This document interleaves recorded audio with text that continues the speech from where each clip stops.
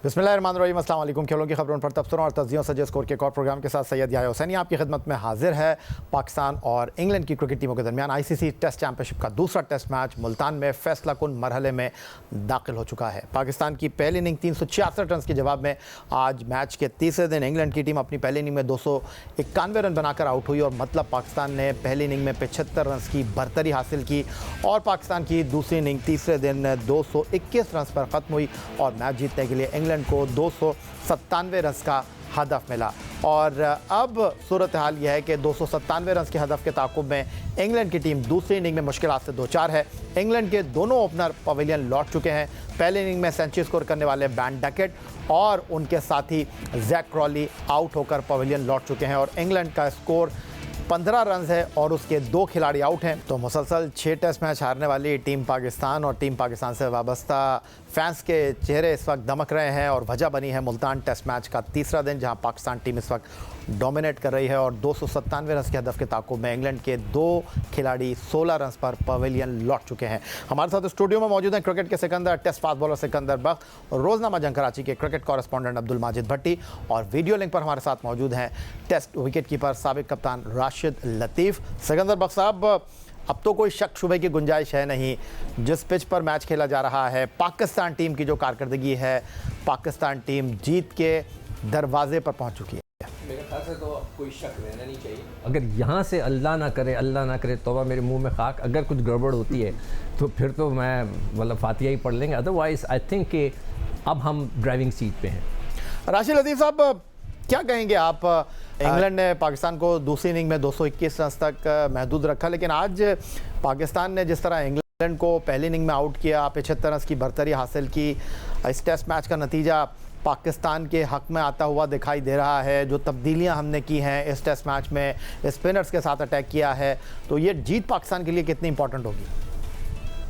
सबसे बड़ी चीज़ कि पिच दोबारा से रीयूज़ हुई है, बनाई गई है दूसरे टेस्ट मैच के लिए, काफ़ी फ़र्क पड़ा उससे। और जो स्पिनर डाले गए, दोनों स्पिनर साजिद खान जिन्होंने आज भी अच्छी बॉलिंग की, नोमान, दोनों ने बहुत ही उम्दा बॉलिंग की है। उनकी बदौलत अभी पाकिस्तान ड्राइविंग सीट पे है। और आज भी सुबह अगर देखें, साजिद खान ने 3 विकेट लिए हैं और बैटिंग में भी देखें अच्छी पार्टनरशिप उन्होंने की है, जिसकी वजह से बहुत अच्छी लीड पाकिस्तान को मिल गई और 2 आउट भी कर दिए हैं। और यहाँ से हारना मेरे ख्याल से बनता नहीं है पाकिस्तान का। जनाब, हमारे दोनों एक्सपर्ट का यही कहना है कि पाकिस्तान टीम जो है वो जीत की शारा पर मौजूद है। रोज़नामा जंग कराची के क्रिकेट कॉरेस्पॉन्डेंट अब्दुल माजिद भट्टी हमारे साथ मौजूद है। माजिद भट्टी साहब, जिस तरह इस टेस्ट मैच में नोमान ने बॉलिंग की है, साजिद ने बॉलिंग की है और इस टेस्ट मैच में इंग्लैंड की टीम जो है वो सीरीज़ का पहला टेस्ट मैच जीतने के बाद मुश्किल सूरत हाल से 2-4 दिखाई दे रही है। बिल्कुल याह्या, सबसे पहले तो कामरान गुलाम को क्रेडिट जाएगा, उन्होंने बरवक्त सेंचुरी बनाई। फिर उसके बाद इन दोनों स्पिनर्स ने जिस तरह इंग्लैंड के मजबूत बैटिंग लाइन को बैकफुट पे किया है, तो जितनी भी इनकी तारीफ़ की जाए कम है।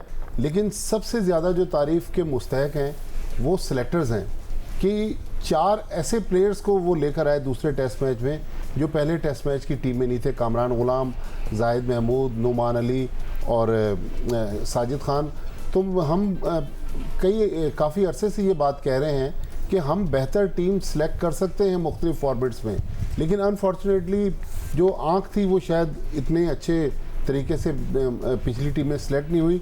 लेकिन अच्छी पिच बनी पाकिस्तान के हिसाब से और अब जिस तरह की बैटिंग हुई है, बॉलिंग हुई है, तो इस पूरी सिचुएशन में एक नाम सलमान अली आगा, जिस तरह वो अपने आप को हर इनिंग्स के बाद बेहतर से बेहतर दिखाई दे रहे हैं, तो ये पाकिस्तान क्रिकेट के लिए अच्छी खबरें हैं और अच्छे साइन हैं। क्योंकि लगातार हम पिछले 11 होम टेस्ट मैचों में या तो ड्रॉ किए या जिस तरह आपने बताया कि पिछले 6 टेस्ट मैच हम हार गए, जिसमें 3 ऑस्ट्रेलिया में। तो मेरे ख्याल में क्रेडिट जाता है पीसीबी को भी, सिलेक्टर्स को भी और इस पूरी पाकिस्तान टीम को। और इस वक्त डेफिनेटली आप लोग जानना चाहेंगे कि क्या कुछ चल रहा है सुल्तान क्रिकेट स्टेडियम में तीसरे दिन के आखिरी लम्हात में। तो मुकम्मल तौर पर इस टेस्ट मैच में पाकिस्तान ने अपनी बढ़तरी साबित कर दी है और साजिद और नोमान की मौजूदगी में इंग्लैंड के लिए इस टेस्ट मैच में अपने आप को जीत के रास्ते पर रखना अब दुश्वार दिखाई दे रहा है। मुल्तान में जारी दूसरे टेस्ट मैच में खेल के तीसरे दिन पाकिस्तान की टीम दूसरी इनिंग में 221 रन बनाकर आउट हो गई और उन्होंने इंग्लैंड को मैच जीतने के लिए 297 रन का हदफ दिया।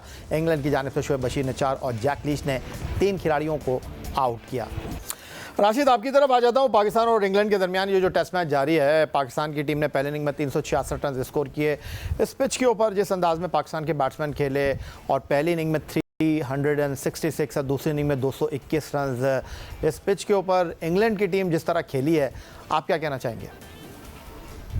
देखिए, इंग्लैंड जो खेली, देखा साजिद खान को वो मतलब मुकाबला नहीं कर सके जिस तरह से उन्होंने बॉलिंग की है, और आगे से यहाँ पे बहुत ज़्यादा ब्रेक मिल रही थी, और जिसकी वजह से उन्होंने ड्राइव भी मारी। और फुल स्विंग जब होता है, बैट क्या आप करते हैं डाउन स्विंग, उसमें आपको देखना पड़ता है कि बॉल कहाँ पे आ रही है। यहाँ पे साजिद खान बरतरी हासिल कर गए और पूरी टीम उनकी आउट हो गई। 75 की लीड मेरे ख्याल से काफ़ी थी, लेकिन एक मिस्टेक की बेन स्टोक ने, जब उनके 225 की शायद लीड थी, 8 आउट हो गए थे, और नोमान अली जब आउट हुए उसके बाद शायद उन्होंने स्पिनर से बहुत लंबी बॉलिंग कर दी, पॉट से और दूसरे कैर से, उनसे अगर बॉलिंग करवाते तो शायद इतने रन नहीं बनते। वो जो टाइम पीरियड अगर आप देखेंगे ना, उसमें जैक लीच को भी बहुत मार लगी है और बशीर को भी बहुत मार लगी है।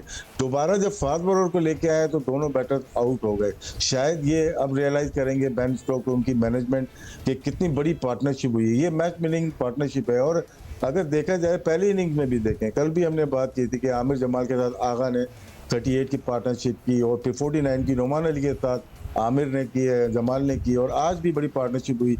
ये 3 पार्टनरशिप अगर देखते हैं, और लोअर ऑर्डर में अहम किरदार रहा सलमान अली आगा का, वो बहुत ही ज़बरदस्त बैटिंग कर रहे हैं, अपनी प्राइम टाइम पे हैं वो। राशिद लतीफ़, सिकंदर बख्त और माजिद भट्टी हमारे साथ मौजूद हैं। पाकिस्तान और इंग्लैंड की टीमों के दरमियान दूसरे टेस्ट मैच के तीसरे दिन के इख्तितामी लम्हात इस वक्त जारी हैं। हम मिलते हैं ब्रेक के बाद।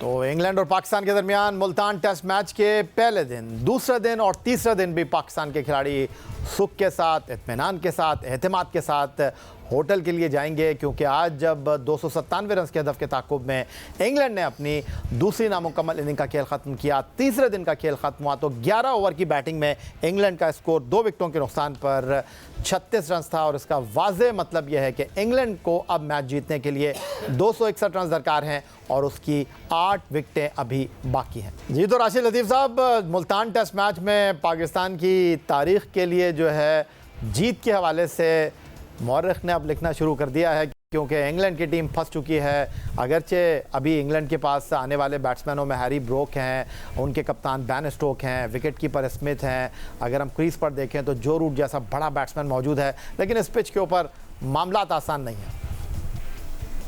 देखिए, मारने के लिए तो ठीक है, अटैकिंग क्रिकेट वो खेल सकते हैं, लेकिन डिफेंस इतना आसान नहीं है। अगर तो आप कल से देखें तो जो रोकने जा रहा है वो भी आउट हो रहा है, जो मारने जा रहा है उसको थोड़ी बहुत हेल्प जरूर मिल रही है, रिवर्स स्वीप पे रन बन जाते हैं, स्वीप पे मिल जाता है, लेकिन डिफेंस करना इतना आसान नहीं, क्योंकि सामने से, क्योंकि रीयूज पिच है और चौथा दिन जो होगा यहाँ का वो ज़्यादा डेंजरस हो सकता है।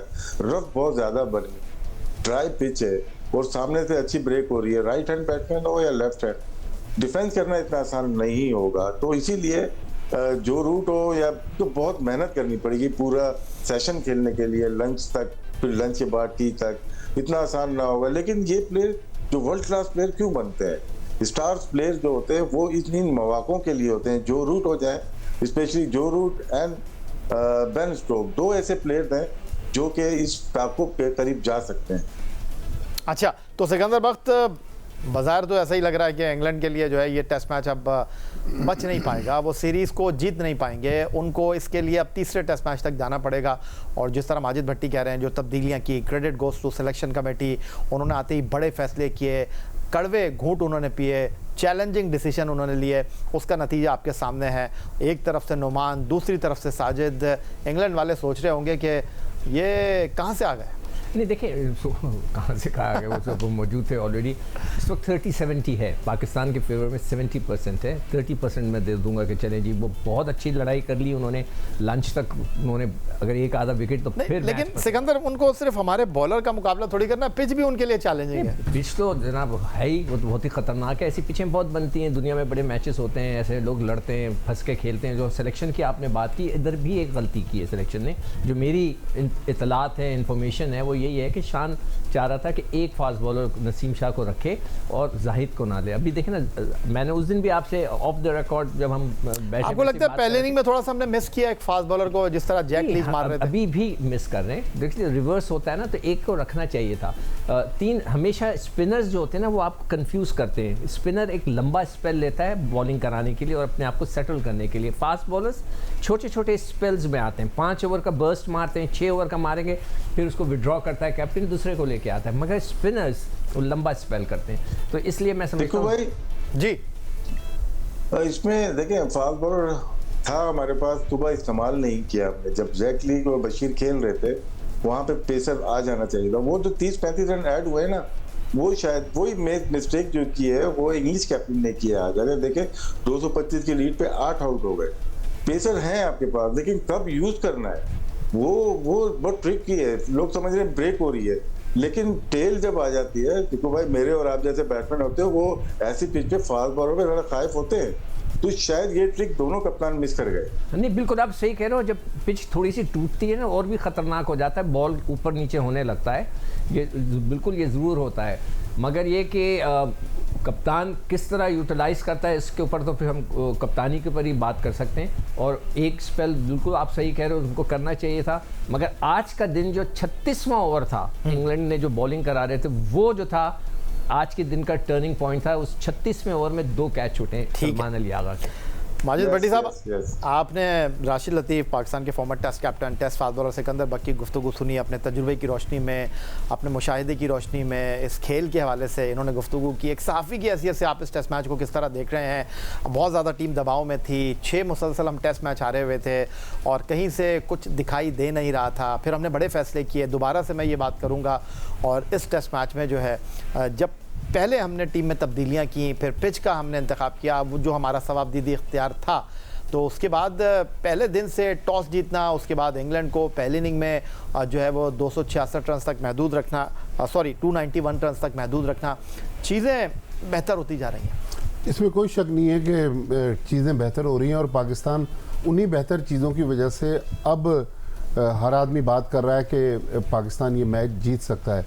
लेकिन क्रिकेट ऐसा खेल है कि इसी मुल्तान स्टेडियम में राशिद लतीफ़ कप्तान थे। मैं थोड़ा सा आपको यहाँ रोकूंगा। इस वक्त सलमान अली आगा इस टेस्ट मैच में जो अब तक की परफॉर्मेंस रही है, अपने ख्यालात का इजहार कर रहे हैं। जो पाकिस्तान की सेकंड इनिंग में टॉप स्कोरर रहे हैं, जिस अंदाज में उन्होंने इस टेस्ट मैच में अब बैटिंग की है सलमान अली आगा ने, तो ये पाकिस्तान के स्टार हैं, दूसरी इनिंग के टॉप स्कोरर हैं, हमारे तीनों एक्सपर्ट। मुख्तसर मैं आप तीनों से जानना चाहूँगा, पाकिस्तान टीम ड्राइविंग सीट पर है, 297 रन के हदफ के ताकुब में 36 रन पर 11 ओवर में इंग्लैंड के 2 ओपनर पवेलियन लौट चुके हैं। पहले राशिदा, फिर सिकंदर एंड देन माजिद भट्टी।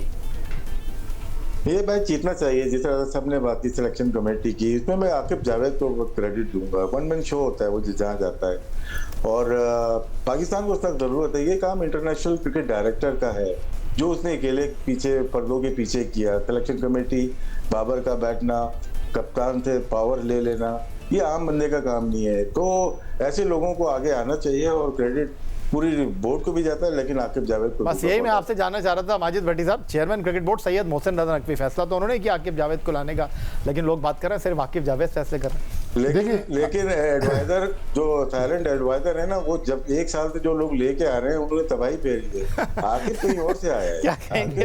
आकिब भी है। देखें, अगर खुदा न खास्ता यहाँ उल्टा रिजल्ट हो जाता है या हो जाएगा, तो फिर बुरा भला भी लोग आकिब जावेद को कहेंगे, तो लिहाजा आकिब जावेद को क्रेडिट जाता है पिच बनवाने में भी और टीम 10 सेकंड है सिकंदर बख्श साहब आपके पास। देखें जब सीरीज खत्म होगी ना, फिर हम आकिब जावेद की बात करें। बहुत शुक्रिया आपका सिकंदर बख्श, माजिद भट्टी और राशिद की गुफ्तगू आपने सुनी। पाकिस्तान टीम ने सेकंड इनिंग में स्कोर किए जनाब 221 रन, 75 रन की बढ़तरी मिलाकर मैच जीतने के लिए पाकिस्तान ने इंग्लैंड को सेकंड इनिंग में 297 रन का हदफ दिया, और 11 ओवर की बैटिंग में 36 रन पर उनके दोनों ओपनर जैक क्रॉली और बैन डकेट आउट होकर पवेलियन लौट चुके हैं। अल्लाह हाफिज़।